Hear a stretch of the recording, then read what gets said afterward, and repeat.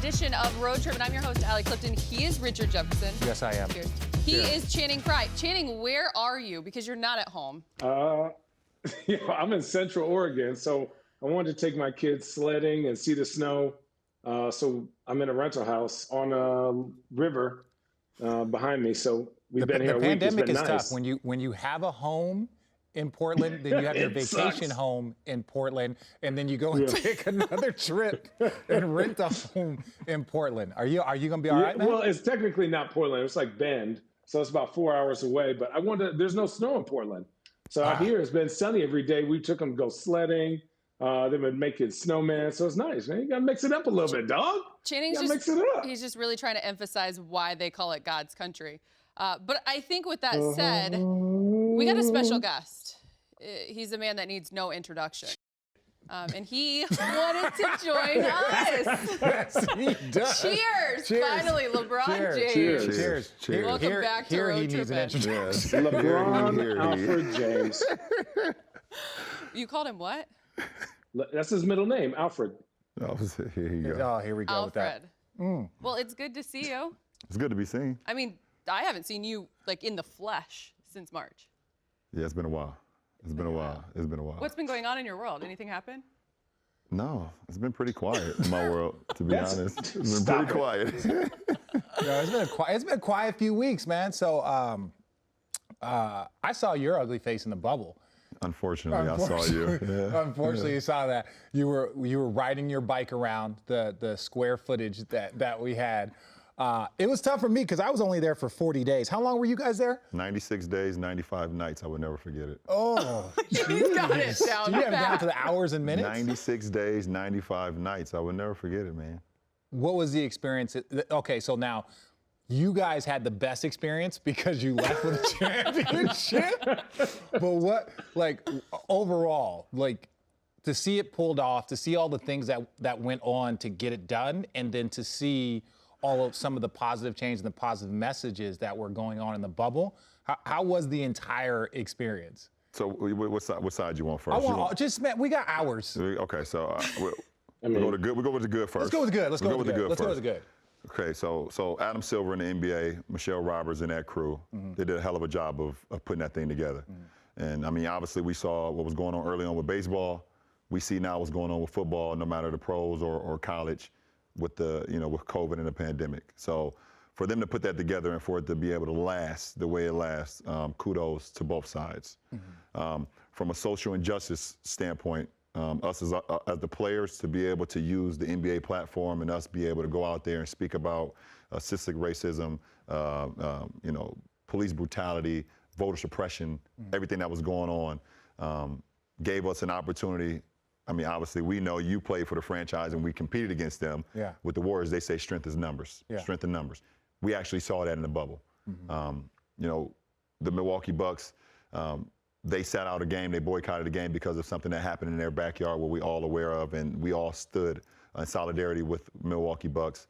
And if we'd have decided to leave at that very moment, our numbers and being as strong as we could have been would have been depleted. So as far as us being able to stick through that and be able to create some change while we were in there and speak about things that was going on in the communities and talk about things that was just affecting not only our personal lives, but our own communities and things of that nature, unbelievable. Basketball, unbelievable.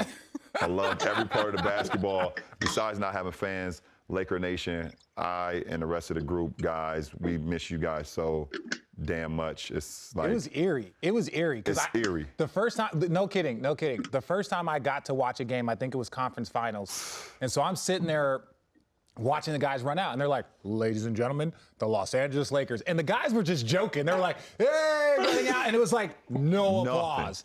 Like, nothing. None.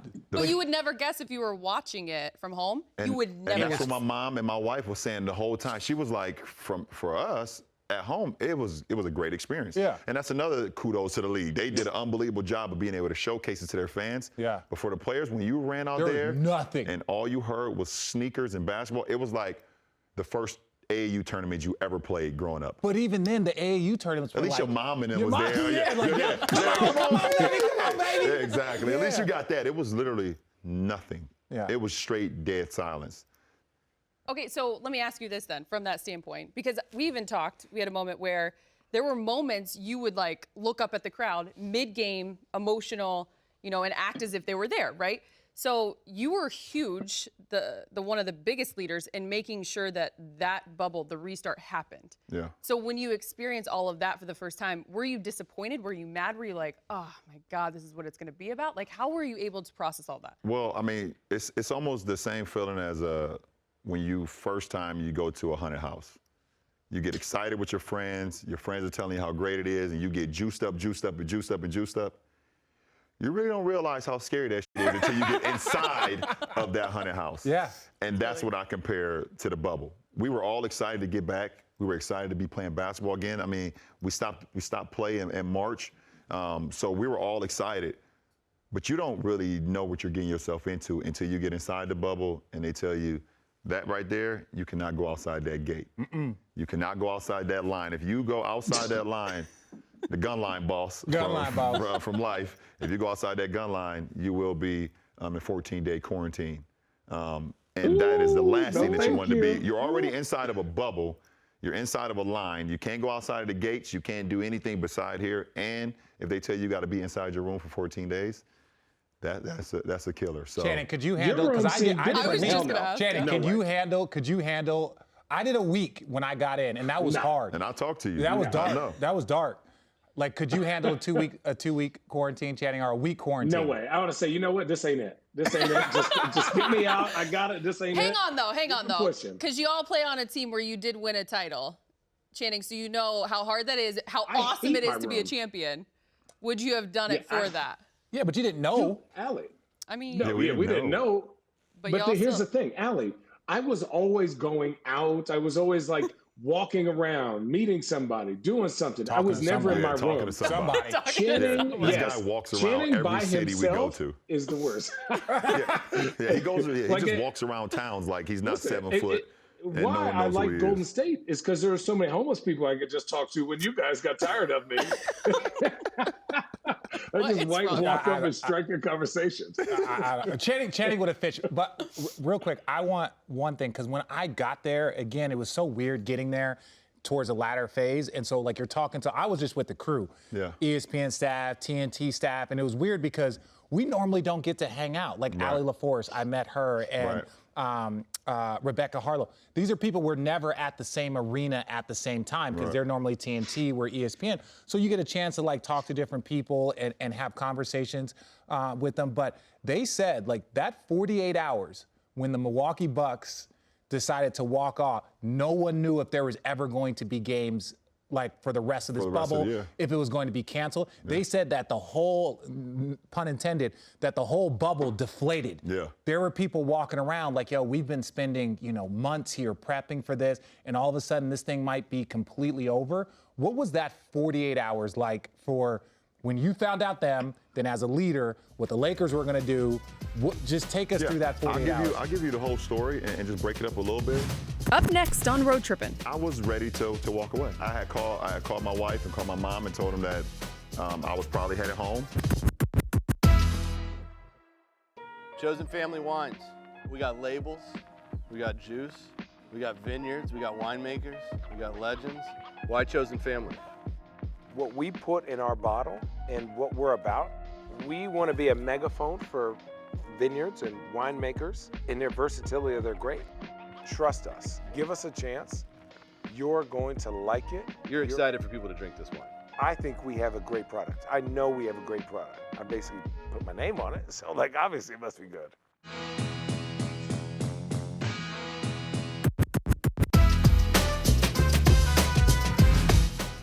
We were actually playing, I believe, Game 3. I believe it was Game 3 versus Portland that night, the last game. So it was Milwaukee, Orlando, followed by Houston, OKC, and then we were the later game. And so I was taking my nap, and when I get up from my nap, I get treatment with Mike, and I'm sitting on my couch, and I turn on the TV to start watching the Milwaukee-Orlando game.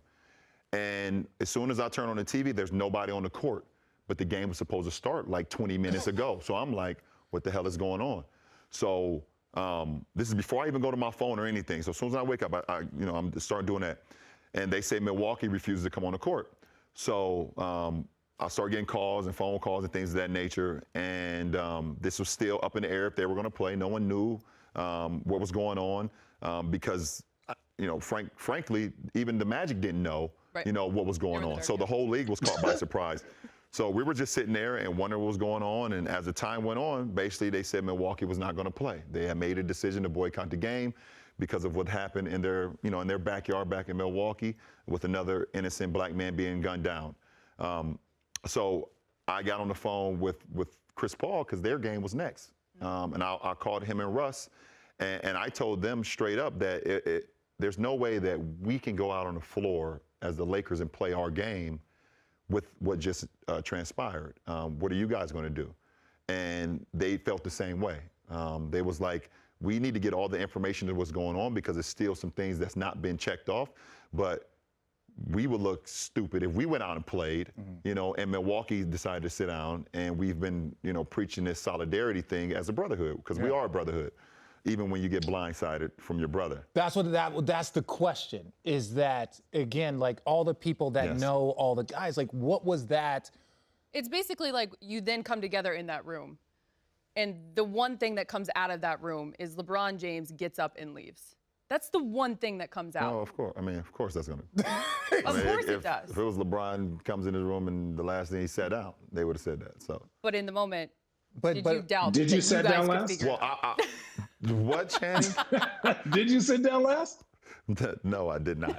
No, but I'm saying, I'm just checking. That would have been a bad attitude. Obviously, hindsight is 20/20. That's not it. But they made a decision, and as brothers, I understand. And formerly being a part of the brotherhood, I understood that like whatever they were going to do, you were going to support. Yeah, you were going to support. But that was such a big, powerful move that it's like shooting a text to the Players Association, shooting a text to, Chris Paul, like the guys that are the president, the vice president, shooting a text like, hey guys, this is what we're thinking about doing, but we need to make sure that we are unified as a group. That was the one thing that, not to be critical, but could have caused some issues. Yeah. And I mean, as players, we felt the same way. We felt like, we're not against what you guys were standing for, because we've all felt it too. Yeah. And obviously, when it hits in your backyard, you feel a little bit more.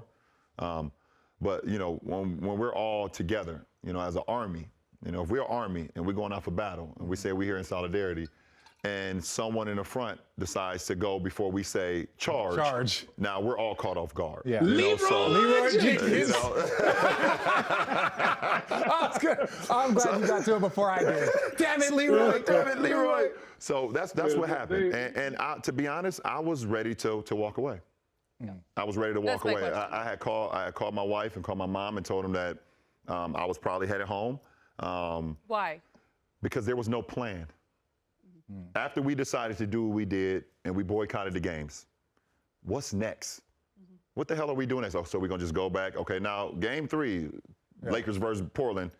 What the hell? What are we doing? We've decided to take off these games for the right reason. Okay, but there's some other issues that needs to be dealt with as well. What is our plan? And at that moment when I walked out, we sat there and talked for 2, 3, 4 hours, and there was still no plan. So I walked out because my time is very valuable, and I knew what could help the change. Yeah.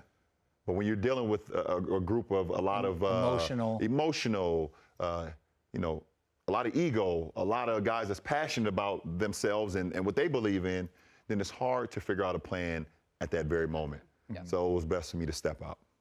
Yeah. Well, look, look.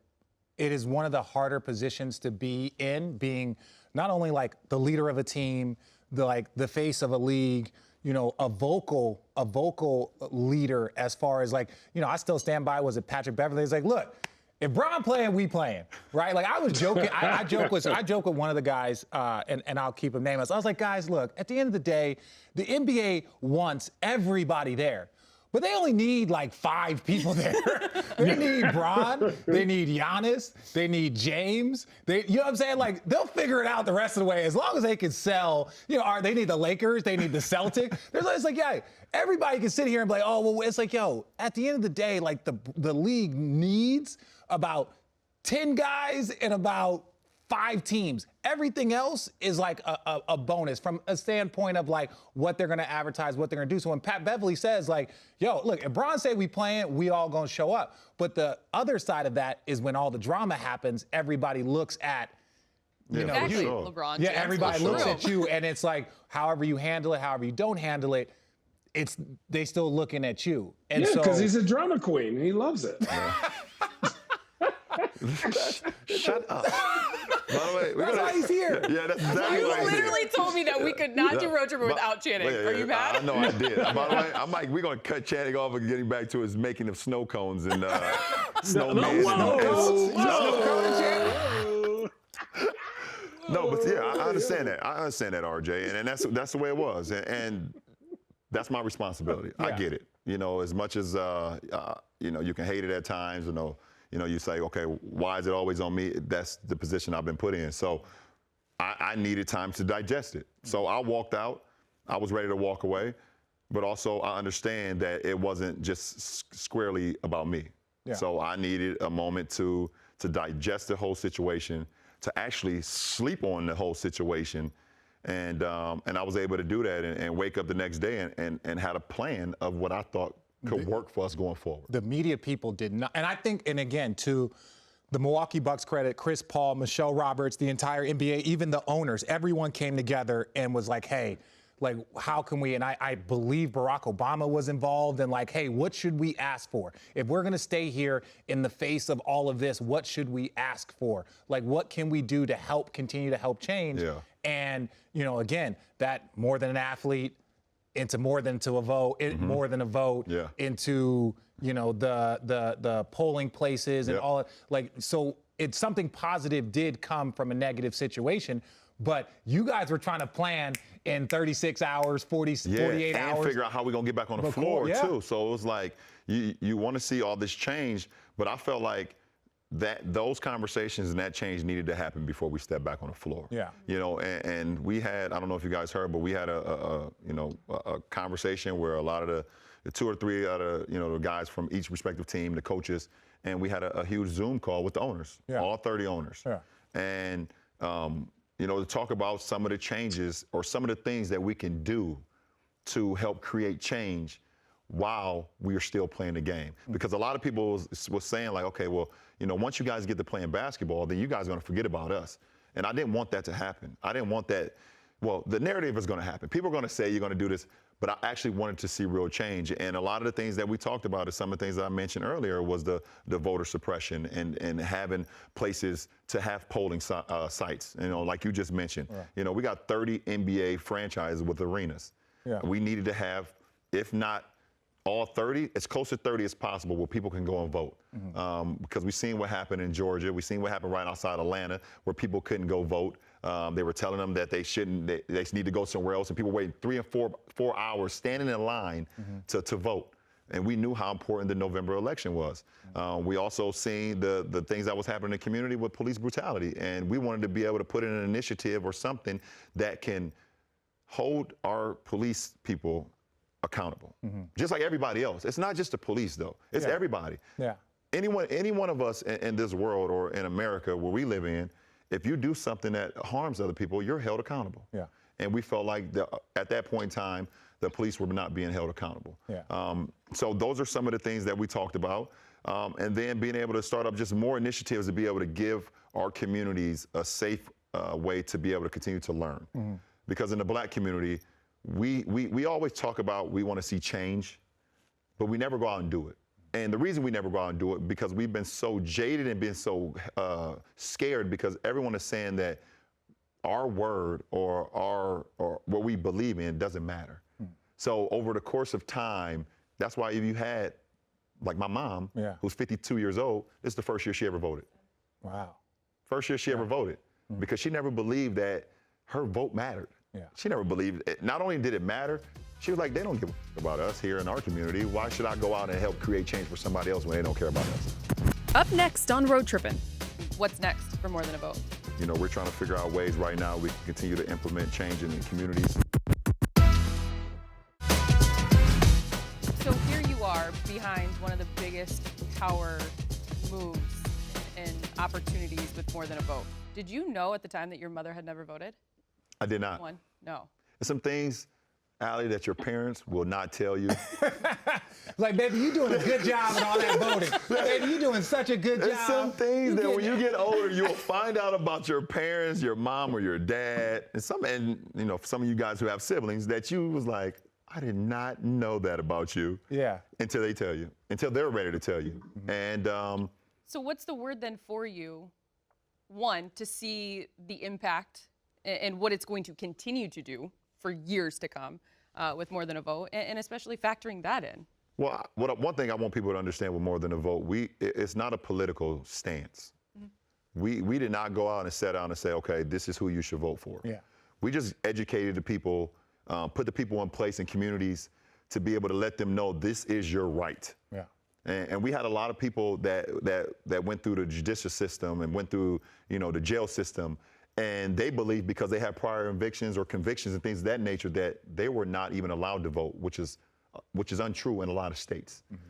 Snoop Dogg, who's a good friend of mine now, he was one of those guys That didn't know. that did not know he had the ability to vote because of prior conviction.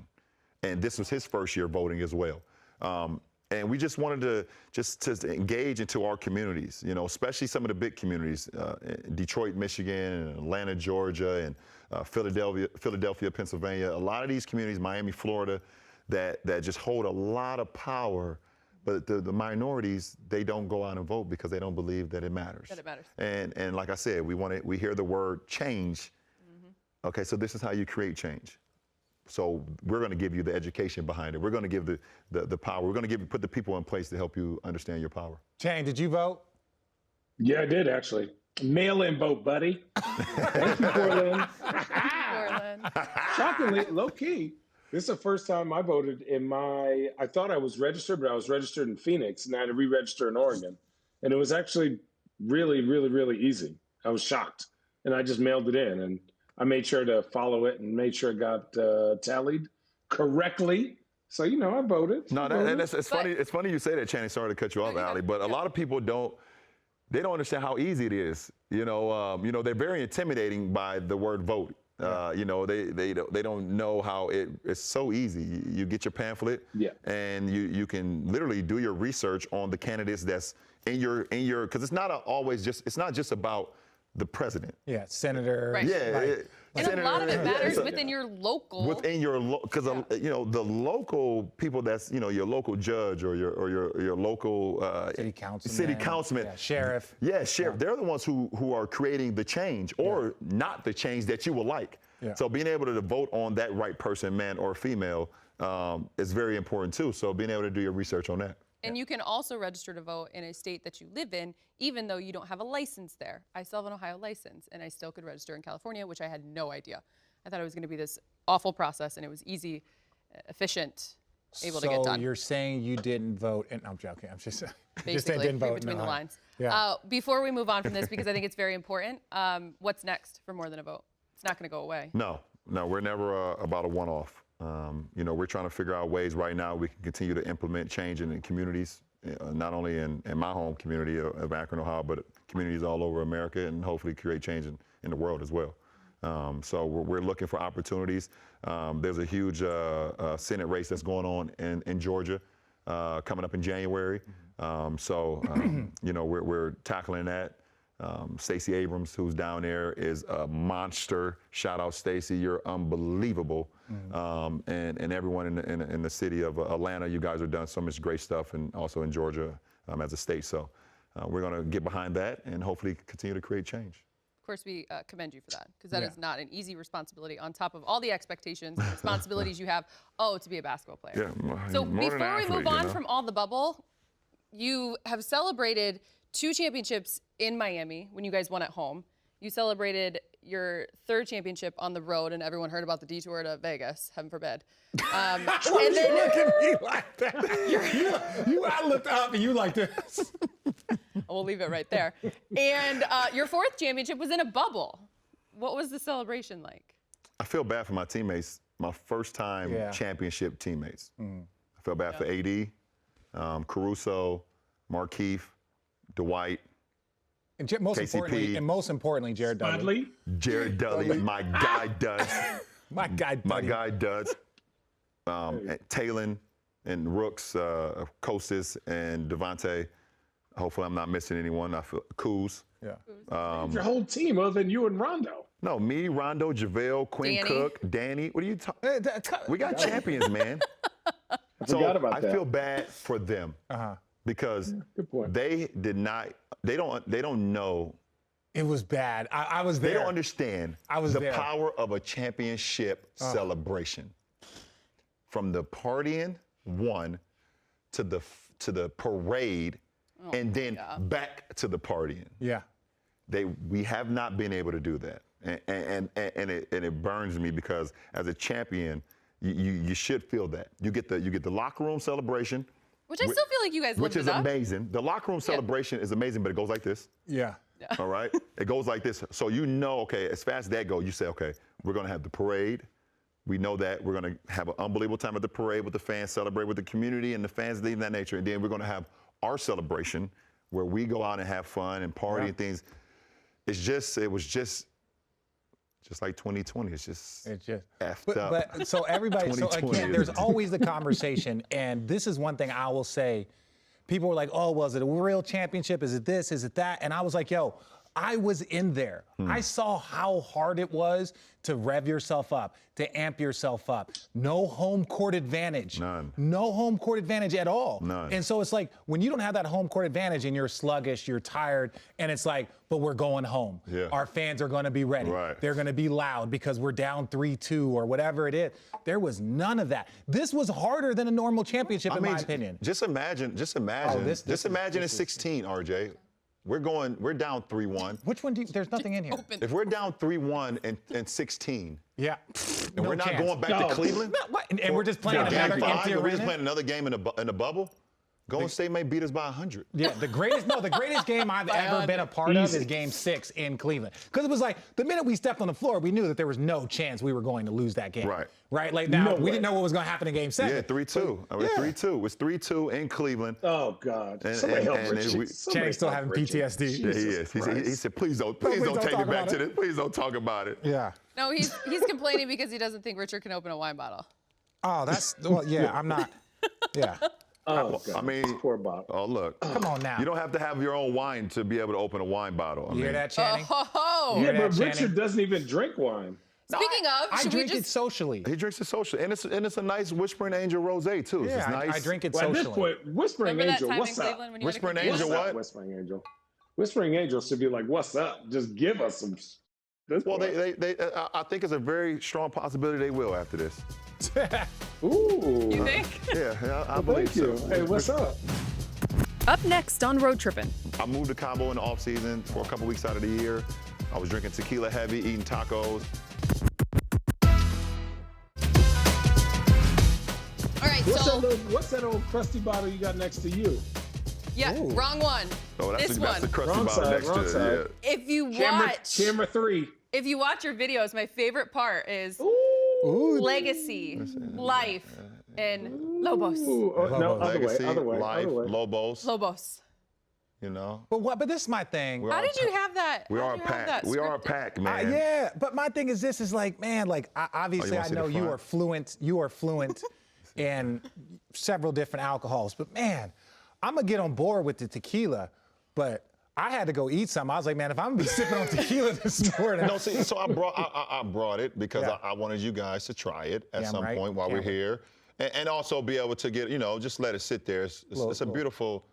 How And then did you see get it this. scripted? Let's see, How did you get scripted like that? 2020 NBA champions. You know a guy?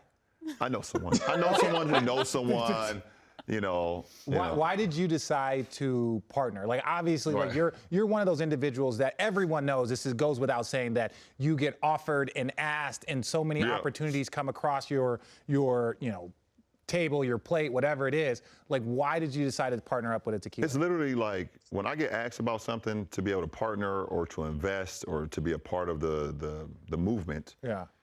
It's where I'm at in my life. Yeah. And literally tequila, it was a point in my life. So was it 2 summers ago or last summer I started to drink tequila like heavily. All I was drinking was wine and tequila. I put down like the hard liquor that I was doing in my 20s. Yeah. In your 20s, you're trying to figure out. Figure it out. You're trying to figure out. Okay, what do I like? I don't like that. Okay, I'm gonna go with this. Whatever. I realized in my 30s that wine and tequila is like, I'm good with that. Yeah. And so I was really starting to drink tequila. And 3.5 years ago, I bought a place in Cabo. A nice vacation place. Partnered with a couple guys, and we got a house in Cabo. And if you know any better, in Cabo, tequila is king. Yeah. It's king. So I will go to the bar. We have like a little beach house. We have like a beach house bar at our property, and they have 100 different tequilas. From, Blancos to Reposados to, Anejos, Casamigos. Extra Anejos, to Mezcals. You got Casamigos, Mezcal's you got my joint. Casa Dragones, you got. Y'all make a mezcal? Ooh. We do make a mezcal. That's what I need the mezcal. We do make a mezcal. That's because he's a whiskey guy. We got four. You like a smoky. Yeah, we got like the four. smoky. We got 4 kinds. We got a Joven, which is the equivalent of Blanco, which means young. Yeah. We got a Reposado. This is the extra anejo, and then we have a mezcal. So I'll make sure. Yeah, the mezcal. I'll make sure you get I the bottle of the needs mezcal. that. So that's where it's at. I moved to Cabo in the off season for a couple weeks out of the year. I was drinking tequila heavy, eating tacos. Why does she find this funny? And now I have a tequila Because company. I just feel like he really always humbles us because Channing just goes up north in Oregon, as you mentioned at the start of this. Channing's And Braun's like, gonna I'll just drive buy 4 property in hours. Cabo for a couple weeks. Well, literally, I'm just giving you guys I always tell you guys the truth. Yeah, but Channing's driving up north to go to more wine to get more Oregon wines. The Oregon Pinots are amazing this time of year. Them things was slapping. I'm gonna tell you this. You tripping. They say they slapping. Look, Walla Walla, Washington. There's some great Pinots in California. I just haven't had a chance to go down there and take trips. But listen, we got things on the move. So why we haven't had a chance to come down to California? I mean, it's so far, huh? I haven't been on a plane since March. Listen, we have legit just been driving everywhere. It's just, I got 4 kids. I got people that help out with my kids at home. So I'm like, I'm kind of in the middle. I'm not like doing on the front anything. lines of this. You're not, I'm not doing anything at home.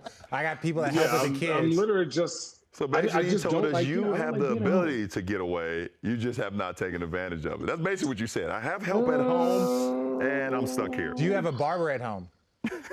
Nah, man. Listen, look. I know it's bad when somebody goes backwards. When somebody goes backwards, it's For bad. sure. Richard. You got to be like mid-40s to start going backwards against the grain. First of all, Richard got hair jelly right now. Dog. Look at these curls. You're so jelly. I don't. Richard, if you had an opportunity to grow these locks, these luscious I did see curls, the beautiful, university. Was it Arizona? Damn right. Oh, my Bear God. down. They posted, some throwback highlights of my guy RJ, and he had a beautiful grain of Nice hair. lineup. He had a beautiful lineup. grain of hair. Yeah, I was blocking shots. Blocking shots. That was 1997. Hitting the side of his head on the phone. Oh yeah. Windmilling. Yeah, I was like, ooh. I show it to my kids now. They be like, they know. I was like, because it was on Twitter, and so I'm like, Daddy, can we watch the video of you dunking? Because there's like, Daddy, is this in the olden days? I'm like, yes, son. This is standard definition. So I'll sit there. They're like, Daddy, can I watch this? And I was like, all right, son, we can watch the 2-minute video of me dancing. I was like, yeah. Don't forget. They didn't post one of Channing though. No, they don't have highlights of like hard board slaps and layups. You had booms? First of all, I had booms in college. Please explain. But dunks. I was getting dunks. I was a true center in college. And then they had me my rookie year, had to guard Shaq in Miami. I said, this ain't it. I said, this ain't me. I said, this ain't me. So you stopped being true? Yeah, no more true to it. Listen, I'm going to be a false center now. I'm going to be a real false center. Shaq turned you into a false center. There was no guard centers at all. Because back in the day, like my rookie year, there was like Shaq, Yao. There was Dikembe, like strong dudes like Tim Boozer, Duncan. Dikembe, Right. Tim Duncan. Strong ass dudes like Jahidi White and Is that real? Dwight White was like a bull. I thought he just made was that an up. animal. You had was them an goons animal. in He was big, Seattle. dude. Yeah, remember the 2 goons in Seattle? Yeah, for sure. right? All them dudes. I said, you know Danny what? This Fortson. ain't me. knocking people out. Oh man, yeah, for sure. He fouled me so hard one time that I said, you know what? I don't know if I love basketball this much. I'm not ready to die. You made a hell Ready of to a die for living this. on the 3-point line as a 7-footer. Look, thank you. And listen, look, He should Allie, thank those that. guys because he's ranked like right there. Don't you got like where are you ranked like as the most threes for a 7-footer, Channing? Like 1 or 2, maybe. I love it. Yeah, then knows but the then, history. yeah, he's like 1 or 2, 1 or 2. Depending on Usually when someone says, then you get to like maybe like 5, maybe he said, 1 or 2. But you know, those guys Give are or coming. take. Like Porzingis is gonna, keep knocking down threes if he can stay healthy. You gotta stay healthy. Listen, look, that means a little wibbly wobbly. I mean, Up next on Road Trippin'. Can y'all repeat? We can. I mean, it's that simple. I mean, we absolutely can. Here on the Sports Gap, we love to report on the people that are reporting on sports. Jimmy Butler is clubhouse cancer. If that's what y'all worried about, good luck to y'all. Edutainment. This is the world's finest sports and entertainment. I want to talk about athlete voices. Spineless cowards like LeBron James. Nonviolence is what it's all about. This is known as the jock tax. You too can have a successful career in the NBA. Man, I'm in the NFL. It's all good, man. I'm your host, Richard Jefferson, and this is the Sports Gap.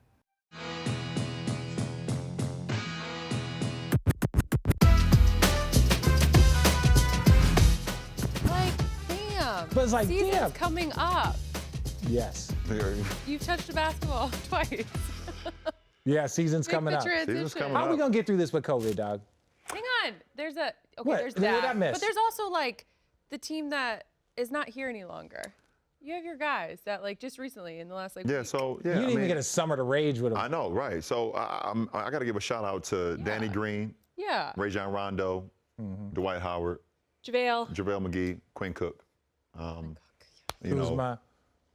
Shut up. Edit. Kuz, I'm kidding. Shut up. I'm kidding, dog. By Come the way, on. Kuz just put out an ad yesterday too He about. did. Yeah, he put out a good ad. It put him, yeah, you know. Kuz. You can't say that. Tweeted. Kuz is sick of it. Yeah, Kuz sick of it. Laker fans give out Kuz give out PSP. They singing and apologizing. Right. Kuz, that was Right. funny. A lot of respect on that. Yeah, so, Dwight I love Howard, it. JaVale McGee, Rajon Rondo, Danny Green, Quinn Cook. Obviously, we don't win the championship, and RJ know what being a part of a championship ball club, no matter if you play 0 minutes or you're 30, 40 minutes. That all ties into one because we all challenge each other every day, and there's times where the vets don't want to practice, where those guys who haven't played, they have to practice to keep it going. I wish Rajon well in Atlanta, Dwight and Danny in Philly, JaVale back in Cleveland. Yeah, dope. And Quinn, I mean, he's a pro. He's gonna find He's definitely gonna get a he's spot. definitely gonna get a look. Hopefully back with us. We still have 2 roster spots. Hopefully we may bring him back. So, so kudos to those guys. Much respect. Love those guys. When you win a championship with a group, it goes on forever. You could talk about it for the rest of your life. And then I move on. To dealing Unfortunately, with but COVID. fortunately, Yeah. to my new teammates. And I'm happy as hell to have Big Mark Gasol, who Laker Nation, first of all, know that he was traded on draft day for his older brother. Yeah, Do you think he's Pal- supposed to be a Laker. Do you think He's supposed to Pal's be a coming Laker. out? Do you think Pal's coming back? We see. We'll see. Maybe, we'll see. Yeah, we'll see. We'll see. We Can have Pal Mark, still who play? was traded on draft day. Because Marcus is going to be in year 20 now, right? Because I played 17. 13. What? Not Mark. I mean Powell. I was about to say. Me and Yeah. Powell were same draft class. Yeah, That's Powell all was I what, 01? 01 Yeah, with we you? were the Yeah, same 01. class. So Yeah, that he would was be third. 19, 20? Yeah, so he's got to be He 20. just posted that video the other day on Instagram. I Working didn't see out it. in the gym. Oh, Okay. Some shots. So, happy to have Mark, another champion. Yeah. Yep. Won with the Raptors 2 years ago, who I've always loved. Yeah. Mark has my Defensive Player of the Year trophy at his house. But Yo, but that's no here nor there. No, that's not a But- knock on Mark, but this is the thing, because sometimes we I don't love pay you, attention. Mark. I can't we wait don't to pay I can't atten- wait to talk about this. We don't pay attention to stuff, but like when you brought that up, like you brought it up or somebody brought it up, and I was like, what are you talking about, Defensive Player of the Year? And then I saw that like Marc Gasol didn't receive like any first place vote. no, he was second. First team Yeah, votes. yeah. He only received every third team vote, but then that had vaulted him with enough points accumulated to be I was like, I was confused. Look, not that, because this was weird. It's not that Memphis wasn't a great defensive team. They was a monster. They were a monster, but it was like Tony Allen, Zach, him, like Conley. They were loaded, but it was like he got all the credit. And so, like, I didn't know. And I'm glad you brought that up, but continue. But I'm extremely excited to have Mark, nevertheless. Wesley Matthews, who I've loved to compete against. And his father is a former Laker as well. Oh, that's dope. So we got two guys. We got two guys who have family Laker ties. Yeah. And then we get Trez. How Trez is?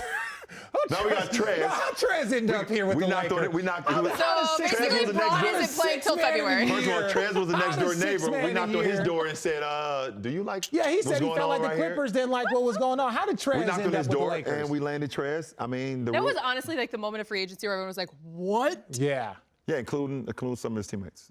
That they actually put that on social media. It's not like I'm making it up. They said, what? We got Trez, who 6th Man of the Year award winner, who's going to help our bench, which we struggled with this past year with our bench, and keeping that up. And then you've got the runner-up. And then we got the runner-up 6th Man of the Year award, and Dennis Schroeder. So that was a pickup. Who I call his nickname. I don't know if you like it or not. We have not had the conversation, but he's Dennis the Menace. Dennis the Menace. Because I love what he brings to the game. His tenacity. He's a dog. You gotta let him go. He gets under the skin. He's a Richard Jefferson, Draymond Green type guy where if he's your teammate, you love out of him. If he's not, you can't stand him. That's just not funny, Sonia. Hey, by the way, and Sonia, she understands exactly what I'm saying. If he's your friend, you love him. If not, you're like, oh my God, get this jerk away from me. I love Dennis Schroeder and what they're going to bring to our team. And can you all repeat? We can. I mean, it's that simple. I mean, we absolutely can. Like RJ said with the Nets, first of all, it all starts with health. Yeah. You have to have some luck, and you have to have health. If we can stay healthy, but we did get younger. We got the 27-year-old point guard. We got the 27-year-old 6th Man of the Year award in Trez. We got younger. With Mark. We got Mark, who's a Defensive Player of the Year, and his IQ not only playing against him in the NBA, but also playing against him versus Spain national team. 5. You told us we had 90 minutes. We've gone 210. Yeah, but I mean, what you got? We had a potty break. We got the bubble. We got this upcoming season. Upcoming season. How are we going to be able to do this? And I don't mean this in a negative sense. I want to talk about. We got 4 Christmas games. We can see that it's progressively getting worse. Preseason game 1 in 13 days.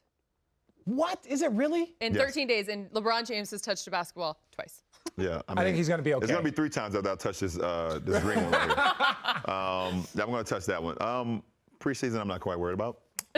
I am rounding 36. James Worthy is going to be really mad if he comes into this studio and has to talk about basketball without you. Listen, big game, James. I love you. Hopefully see you in the studio. We're going to have a stogie together. We still need to have a championship stogie together for sure. Toast to this tequila. That's nor here nor there. We say that for the side. But don't worry about me in the preseason. I'm not worried about you in basketball. I want to know, as an individual that pays attention to this stuff, like, how is it? Like, we watch now. It's like you see all these college football games getting canceled, postponed, and college basketball is like, we're ready to start. Right. It's like, no, you're not. No one's started. College basketball has done what they needed to do. They just went, literally, they would send teams to an area for 10 days, and they'd get 3 straight games in. Yeah. So that they could limit the travel time. That's actually smart. Doing what they can. It is smart, and it's very smart. So I'm very intrigued on seeing what's the protocol is going to be. There's been discussions, there's been talks. They wanted to make sure that we can get the season going. Obviously for a lot of different reasons. Money. The biggest reason. But the safety of our players and the safety of our owners and the safety of our GMs and the safety of our coaches and training staff and things. That's more important than anything. It's 111. I always catch that. 11-11 and 111. It's tattooed on my hand. Yeah, okay. Yeah, it's weird. Weirdo. But you still have the stop sign? Yeah, I still got the stop sign. Yeah, yes. I'm still not stopping to drink. So but I'm very intrigued on seeing how they deal with this, because we all know that COVID is still very active. It's actually, and they actually told us that in the winter is going to be more active than any time, and that's what we're in right now. Yeah. Either if you're seeing snow or not, this is the winter time, and it's picking up steam. So, I just want to see. I want to see how we tackle this. Well, the schedule is supposed to come out, and you see the NBA, they know. But it comes out in part. Yeah, they say it's coming out in part 1, part 2 stuff, and they were saying teams are going to come and they're going to play like but like the California teams. Right. They're going to play the LA teams, or you're Right. going to go to Texas and you're going to play all three Or teams you go to in East Texas. Coast and you play East Coast. Brooklyn, Your you division, Philly. you're going to see your division a lot. It is not an easy one now. Yeah, our division is tough. Now, you know, CP is now in our division. Yeah. Yes. Phoenix is going to be. Yeah, they are. I mean, my guy James Jones has done a hell of a job over there. Shout out, champ. Shout out, champ. Shout out, champ. He's done a hell of a job, and not only acquiring CP3, but he is building that team. He's got some really, really good things going on over there to add to the all-star, future superstar in Devin Booker. Yeah. So our division is going to be loaded.